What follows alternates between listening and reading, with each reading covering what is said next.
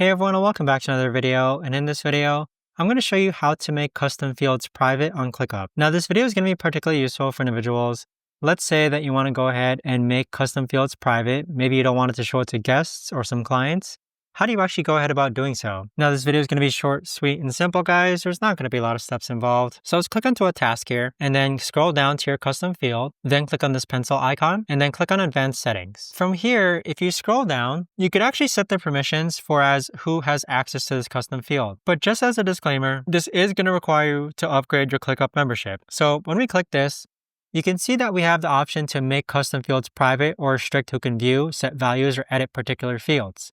But this is going to require you to upgrade to a business plan on ClickUp. But there you have it, guys. That right there is the best and easiest way that I know of to actually go ahead and make custom fields private on ClickUp. If you guys know of a better or easier way to actually do this, let me know in the comments down below. I would love to know. Thanks so much for watching, everyone, and I'll see you guys all in the next video.